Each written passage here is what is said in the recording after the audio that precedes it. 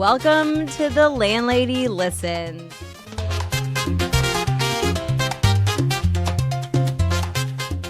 The podcast where we talk all things real estate, development, and the mindset it takes to build your dream life. Okay, hey guys. It's Landlady. I'm your host, Meg Hayden, real estate broker, new construction expert, and a believer in making big visions into a reality. So if you're ready to build it, dream it, and live it, let's dive in.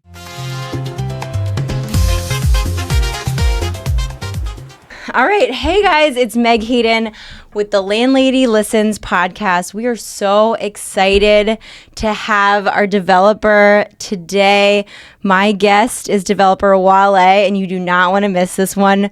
From near loss to legacy, Wale opens up about how he lost almost $200,000 in his very first deal, and how that moment transformed anything. So thank you so much for being here. I reached out to Wale on Instagram, and I'm like, hey, I want you to come talk. So introduce yourself, Wale. All right. Hi, everyone. My name is Wale Jenyo. I'm a developer out of Providence.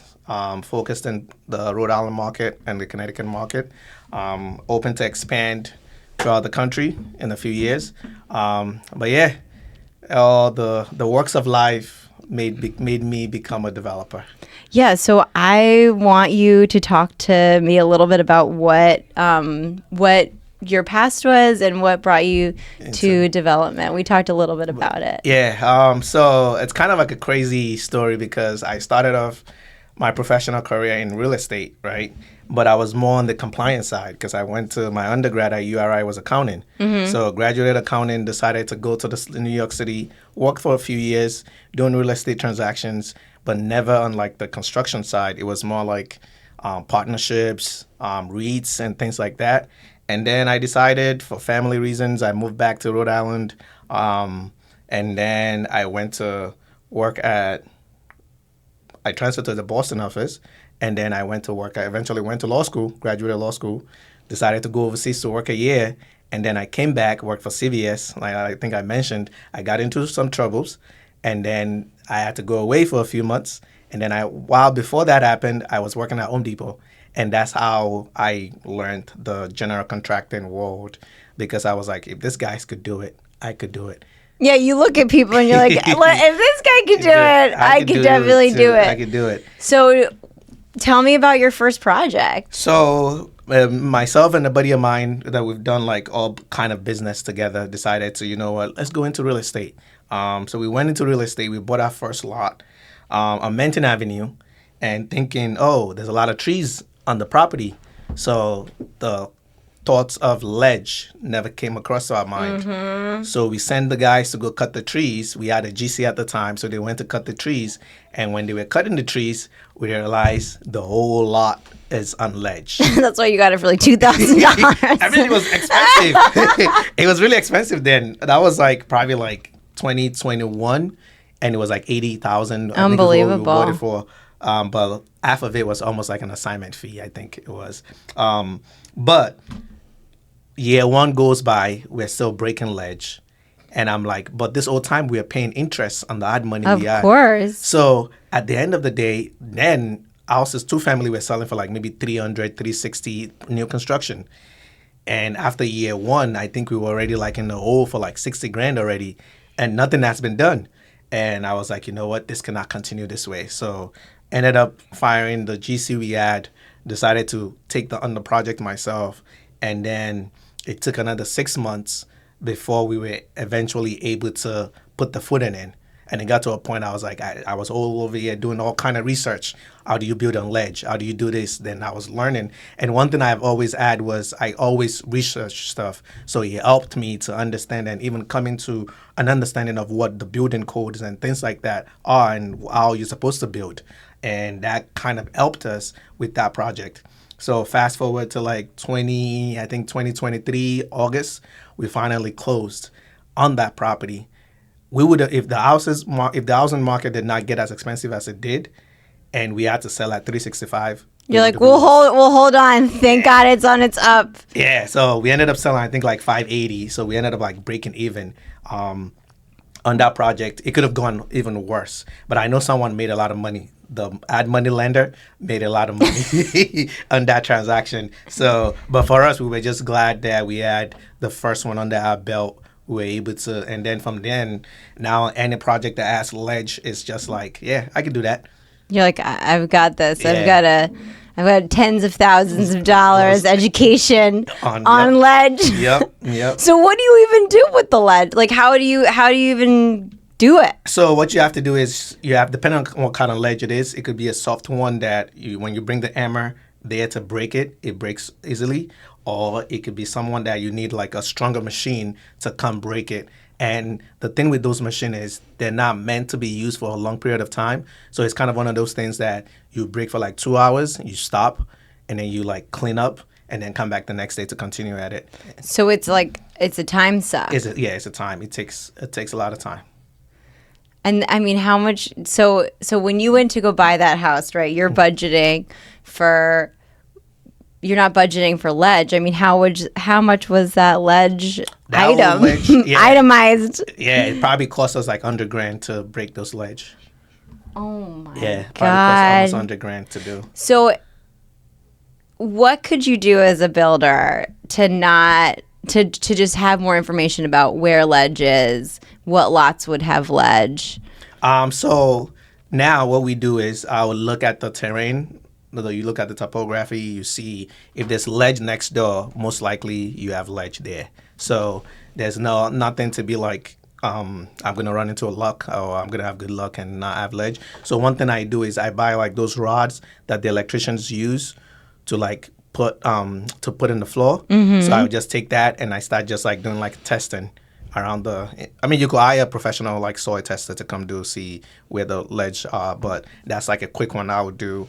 And I'll So what do you do? You just get it, what is it like again? It's like a rod. Yeah. The rods are like probably like 1 inch thick. Okay. And then you get a sledgehammer and then you just start hammering into like different spots to see if it will go down. So I'm just finishing up a project actually now in North Providence, and there was a lot of ledge on that lot. So like I did that, and I was like, all right, there's gonna be a lot of ledge here. There's gonna be a lot of ledge here. So instead of building straight this way, we built the house kind of like wide. Oh. So that way we don't go too much in the back. I mean, we still had to spend probably like $35,000 on breaking the ledge, but it wasn't as much. So it's a lot easier when you could plan for it than you running into oh snap, there's ledge there. Right. You're budgeting into the budget, the ledge aspect. Correct. So you're working on a new project. Tell me a little bit about that. So right now I've got 9 projects going on at the same time, ranging from a tiny home to an 8-unit project. A lot of them is focused on the Providence area. I've got a house now that I'm building. The lot size is like 1,200 square feet. So the house itself, the footprint of the house is 400 square feet. So that's one project. And the extreme end is I also have another lot I'm building. I think it's like 2,500 square foot, but we're doing 4 stories on there. So it's 8 units with 3 2-bedrooms and 5 1-bedroom. And in between that is a lot of like 2-family homes, and the one I mentioned in North Providence is a single-family home. And I do a lot of like project management too. So I've got folks that I manage their build for them as well. Oh, that's good to know. Yeah, so that's a nice avenue too for someone who, is looking to get into building, but also just have somebody who's responsible, who knows what's kind of happening on site and just has more expertise. So for the 8-unit, are you holding that or are you selling them? So the goal is to hold it, but I always say something, there's always a price for everything. So if I were to get an offer that is like ridiculous to reject. I mean, you could also just convert them into condos anyway. Correct. Right, and then just have them as rentals. Correct. And then whenever you're ready to slice off a piece of whatever you have, then it's already done. Yep. So. I mean, that's a good idea. I just actually did that on one of I just finished a historic build in Providence. Mm-hmm. It was a new construction, but it was in the historic district, the Elmwood Historic District. How does that all work? With do you have to? Because I mean, new construction, right? You don't have to deal with the old one, but I wonder, is it more? Is it the design? Is it the supply, whatever you're using? Or tell us a little bit about that. So it's a little bit of everything. So getting it approved took a process. Mm-hmm. So there's actually a historic district committee that you go before, that you have to present the plans that you're using. So you're like, just add more time and attorney's fees. Okay. Yep. And then like you have to submit the material list of what you're going to be using. You can't use vinyl siding. No. You can't use vinyl windows. So like on that project, I mean the cost is ridiculous. But at the end of the day, you can see, like, I understood the process of why they wanted it to be the certain way it was, because it ended up being like a really, really nice house because of the finishes. Right. So like you have to kind of like blend into the houses in the area, especially the two on both sides, so that when someone is driving, it doesn't really stick out it's not at just all. Like a modern. Yeah, a modern, like you can't. So that's a new construction. Like it kind of like blends in until you like stop. So what's that process? I mean, like, how was that process different working with the historical society? Yeah, so like we had to keep going back and forth. So I had to work with the City of Providence Historic Department, and then there's also a local. I think they're out of like they're close to RISD. It's like the Preservation Society of Rhode Island. That kind of like. So you had to deal with the local one and the city one. Yeah, so you have to deal with like the city, and then like they're kind of like a preservation, kind of like help with all the historic homes in the state. And then I had to submit it to them too. To like, I mean, it was an optional step. So to submit it to them and then get their comments, and then you have to implement those comments into your final drawings, and then go back before the board to submit it. And then after you go through all that is when you now submit it for the building permit process. So it's like, and then it was a great learning experience. So what would you say for any builders that are now have a property in a historic neighborhood? Just have patience. The resources in the city of Providence are pretty good. And what I've learned in most towns, the folks on the historic board, they're there to help you to make your project happen, rather than say no. They're more like, they're very helpful. So use those resources. And then if you could reach out to folks that have done historic build before in the area you're doing it, reach out to them and try to use them as a resources too, so you're not recreating the wheel. Yeah, I mean, that's what we were talking about earlier too. Correct. Is how I think within builders, I think there's such a space for sharing resources and networks and stories, Yep. And so I think that's why I'm super excited about this podcast, because it gives developers an opportunity to not only hear and see, what other developers are doing, but also to create that community. And so I actually host at least biannually a developers meeting where developers are able to come and just talk about whatever it is that's happening in their life, or what they see, or what different financing people are using, or Rhode Island housing, what grants are over here, what grants are over there. So how about the 8 unit? Tell me a little bit about that. How did that get started? The 8 unit started, I think I bought that back in November 23. The process of getting that approved too is a little involved, but it's not as intense as the historic one. So we started that, I think we broke ground in November of last year. And right now I think we have the MEPs almost completed. What is that? What is an MEP? So MEP is like mechanical, electrical, and plumbing. So mechanical is done, electrical should be starting soon, plumbing is done as well. And with those type of builds, you have to put a sprinkler system in it. Oh, right, because it's over, what's the unit amount? So usually when you're over 3 units, a sprinkler unit is usually required in new construction. That's kind of like the building codes on, and when you go to like 4 units and above, then you have to add a fire alarm system to it. 4 units and above. Yeah, you add the fire alarm which system. Which is an extra cost as well. So it's something you have to put into your budget. To your budget for sure. Yeah.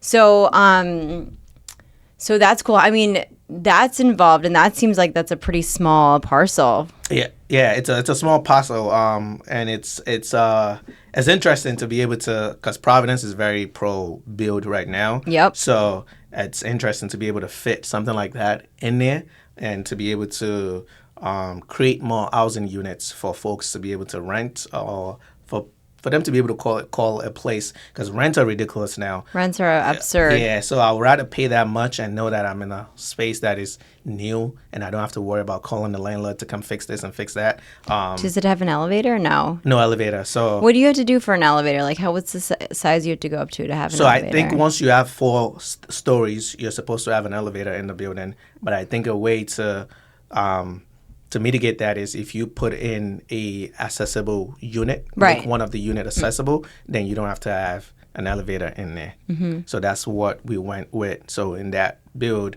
we have one accessible unit that they could access Right. directly to the street, either via wheelchair or whatever. Like there's a ramp, so it makes it easier for them to access it if they're on a wheelchair. Absolutely. I was just wanted to see what's the height of it typically. So, what would be your like dream development? Like, what's the vision? So the vision would be, I was just telling him earlier, and we were discussing that, it's to go multinational. Love that. And it's, we're in the process of I'm coming. Let's go. Let's go. I'm serious. I Yeah. speak Spanish fluently. Like, Good, let's good, do this. good. Yeah. Yeah. Now getting up at 1, I'm gonna, legit. Yep. So we actually traveled to Punta Cana last year, October. We were going to try to get something started there via like doing a build and then Airbnb out and see how that process goes. So are you doing like a single family home or are you doing like multi? Multi would be the goal, and I'm actually starting another project in Nigeria, my Cool. My country of birth. So that's ongoing now, and I'm planning on going back and forth to look at that project and manage that project and see how that goes. And How's that going? How's building in Nigeria? It's it's a lot. It's like freelancing. A lot of like pay over here, pay over there. It's like there's a little bit of that going on, but like it's interesting because it's like a different entire build process. Whereas here we're using wood and things like that. Yeah. Everything there is like concrete. Yep. So it's like there's a That's lot like of in masonry Peru. work. It's all Yeah. and There's a lot of masonry work there. So it's kind of like it's interesting to see the flip between like the changes and the differences between the two aspect of builds. Right. And it's challenging, but it is also a learning experience, and that's the things I look forward to be able to learn different ways of doing similar things. cool. I love that. So, if you were to look back and you were to tell your younger self when you started, what would you tell yourself? I should have started a lot younger. Right? I say the same thing. I should have started a lot. I should have been in the space a lot longer because You know what though? I also feel like life is like that where it's like you weren't ready for it. correct. Really. Correct. So that's how I feel about it. I mean, I subscribe to the same thought because I feel like everything in this life happened for a reason. Yeah. And it brings you to a place of, like, I would have never thought, like, with the amount of schooling I went through, I never thought I would be the one, like this morning, I had to clean the site because I wanted it to be ready for plastering like tomorrow. So I'm not, and one thing I would also tell any new developer, don't be afraid to get dirty. Yeah. Don't be afraid It's to not get a dirty. hands off. Yeah, it's not a hands off. It's not a hands off situation over only here. looking at Excel and budgeting, you got to be able to understand. And one thing, like I mentor a few guys, and one thing I always have them do, the first thing I have them do is clean sites. And I always tell them, like, the reason why you're cleaning the site, I don't tell them initially, but a few days later, I'll tell them, like, what was in the dirt that you threw away. So after clearing a few sites, you kind of know, okay, this stuff they don't use as much as it. This stuff they're wasting. This stuff they're not using it. Oh, so efficiently. it's like your way to just see what's happening on the site. Exactly. I love that. Exactly, because it helps them understand. Because a lot Because of you're folks, overbuying for this, overbuying for that, and there's just waste. It's just waste, and a lot of the guys that work on site, however they seal the material is how they're gonna use it. If you have too much, they're gonna waste it. If they don't have enough, they're gonna find a way to manage it. So that helps with Because a lot of the things the goal I'm doing is with the guys I'm mentoring is to be able to bring them to that project management, to be able to manage a build without having to micromanage them. Yeah, I mean that's definitely the goal. So one of the last questions that I always ask our guests is, what book are you reading, or what book would you recommend? In terms of the book, I read a lot of the what's this guy's name? It teaches you like can I remember his name? It starts with a K. Karowski. It's like the book that taught like I read a lot of his series. So it's a book that kind of like teach you like how to make money and how to What is his name? yeah, I cannot remember I his just name. lost it. Yeah. It doesn't matter. Tell us why. The reason why is like basically it tells you like yeah, you might not be born with a silver spoon, Right. but you could create the silver spoon. Think Rich. What is it? Rich Dad. Rich Dad. Rich Dad, Poor Dad. Yep. That We series. got it. Yep. Rich Dad, Poor Dad. I love his book. I read a lot of his, and I also read a lot of like books that teaches you manage and build.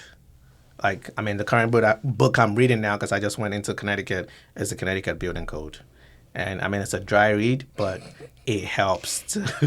No, you know what's funny is I had a bank on here the other day, and I Yep. asked them like what they were reading, and it was like literally new like banking codes. Codes, Yeah, yes. because of the new Change, yeah. because of the new president. So there's like literally new banking codes that they have to read. So yours is code, which is Yep. great. I think that probably a lot of people don't necessarily focus on that. Correct. And I've been in instances where I have to sort of like educate building inspectors of what the new energy code is. Because What is the new energy code? So like the new energy code requires you to, the way you build is now going to be a little different. Because the goal is to kind of like keep the house as an envelope so that not much air is being wasted. So a lot, especially now with the amount we're paying for Rhode Island Energy Electric, we're trying to keep the house and as an envelope so that way you're not wasting too much energy. And the things that goes into that is what type of windows are you using? What are the U factors for the windows you're using? What's a UV factor? Yeah, it's like U factor. So basically, it's like how much air is being wasted out through the windows. So what's the code supposed to? So the code requires it to be 0.30 or less.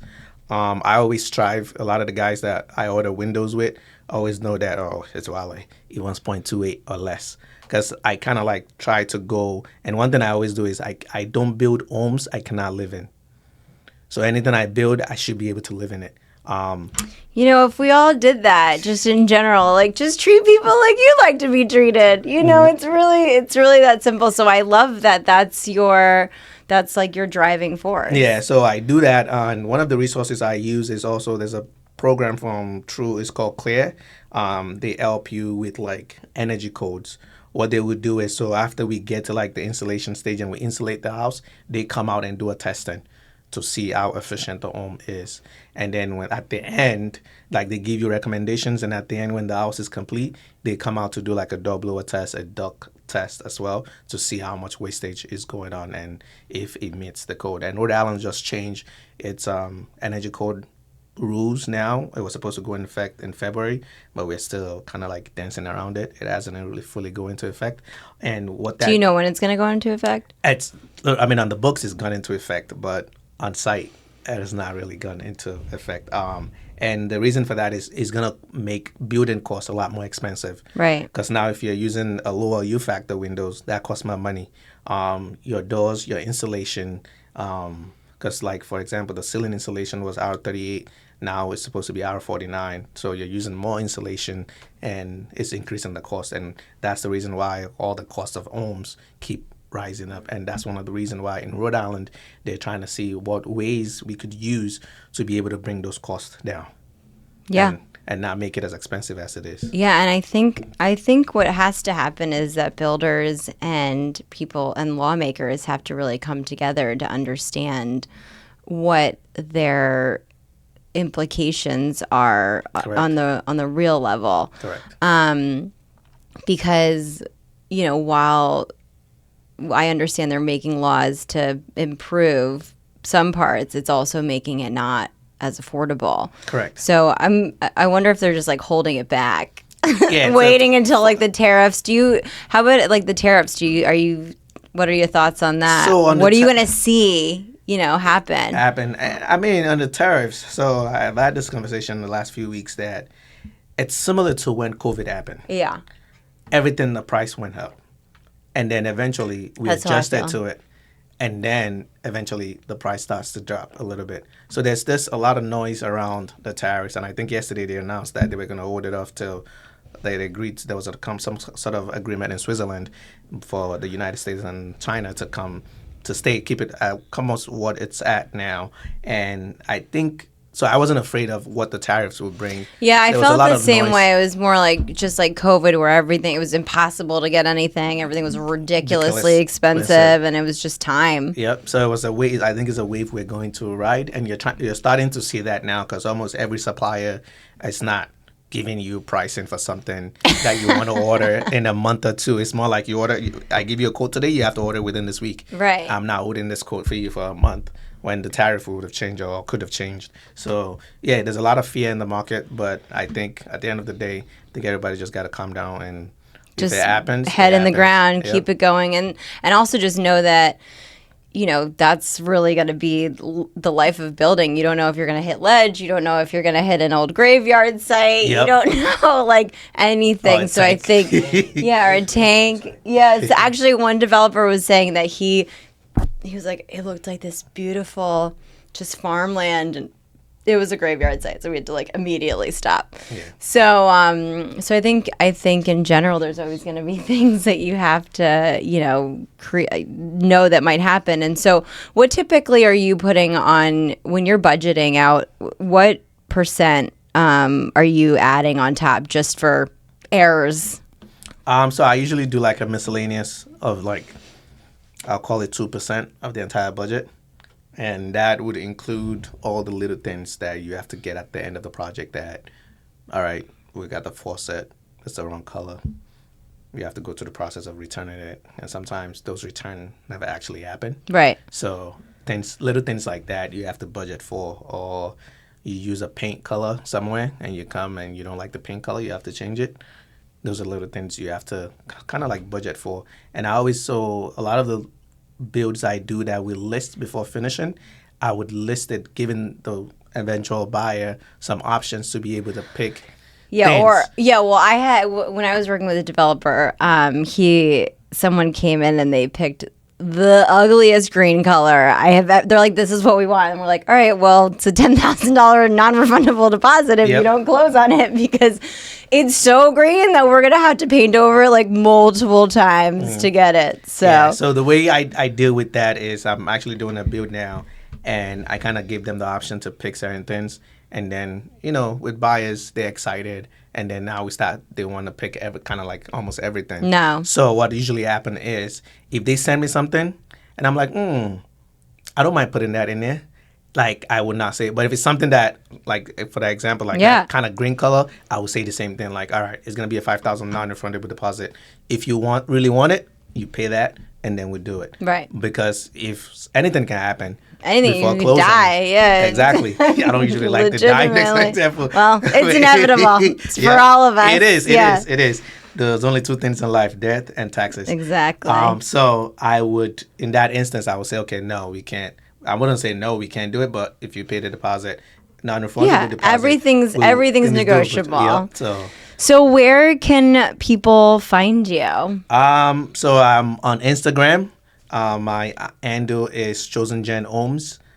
You can follow me there. You can follow a lot of the projects we are doing. We try to post once a week on updates on all the different builds we are doing. So yeah, Chosen Jen Ohms. Cool. On Instagram. Thank you so much for being on the show. Thanks for having me. Oh my God, of course. Awesome. Well, next time we cannot wait to see you on The Landlady. Thank you guys so much for listening.